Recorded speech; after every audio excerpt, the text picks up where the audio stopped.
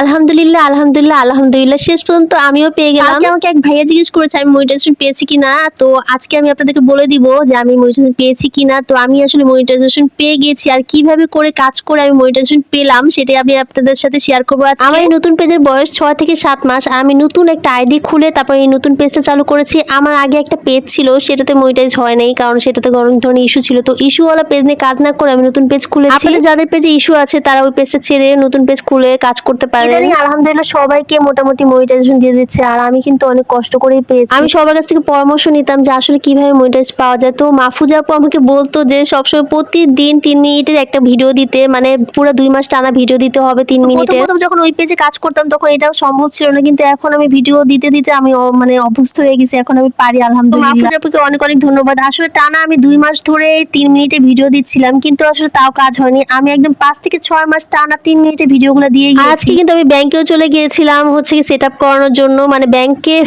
Account set up করানোর জন্য। Bank account ছিল, তারপরে সুইফট কোড, তারপরে ব্যাংকে আর কি লাগবে, ব্যাংকের নম্বর সবকিছু আমি নিয়ে আসতে চলে গিয়েছিলাম। আর এইটা ছিল আমার কন্টেন্ট মনিটাইজেশন সেটআপ। সবাই এটা মাশাআল্লাহ আলহামদুলিল্লাহ বলে 2 দিন ধরে আমি সেটআপটা পেয়েছি, আর আমি আপনাদের সাথে শেয়ার করি নাই, ভাবতেছিলাম যে একটা ব্লগ বানাবো তারপর শেয়ার। তোমরা যারা এখনো মনিটাইজ পাও নাই তারা কিন্তু এভাবে করে কাজ করতে পারো। প্রতিদিন 3 মিনিটে একটা ভিডিও দিবে, আর হচ্ছে গিয়ে আর রিলস গুলো দিবে হচ্ছে 15 সেকেন্ডের। এখন কিন্তু ফেসবুক 15 সেকেন্ডের নিচে রিলস গুলোকে রিলস হিসেবে ধরতেছে না, রিলস হইতে হবে 15 সেকেন্ডের। তো আমি কিছুদিন অনেক মানে 15 সেকেন্ডের রিলস দিয়ে তারপরে আমি সেটআপটা পেয়েছি। তারপর আমি এটা বলবো না, কারণ আল্লাহর রহমত হইছে আমার প্রতি, আল্লাহ রহমত করছেন, নাহলে আমি কখনোই পাইতাম না। কারণ হচ্ছে কি আমি আল্লাহর কাছে এই রোজার মাসে শুধুই দোয়া করতাম যে আমার একটা মনিটাইজ হয়ে যাক, এটাই দোয়া করতাম। আর রমজান মাসে দোয়া অবশ্যই কবুল হয়, আল্লাহর রহমানুর রহিম আমার দোয়া কবুল করছেন আলহামদুলিল্লাহ। আপুরা তোমাদেরকে একটা কথাই বলবো, প্রতিদিন 3 মিনিটে একটা করে ভিডিও দিবা অবশ্যই। পেজ থেকে আইডি থেকে কখনোই ব্যাড কমেন্টস করবা না, আর দুনিয়া কি চলতেছে ওগুলো কখনোই পেজে শেয়ার করবা না। শুধু নিজের লাইফে যা চলতেছে ওগুলো শেয়ার করতে থাকো।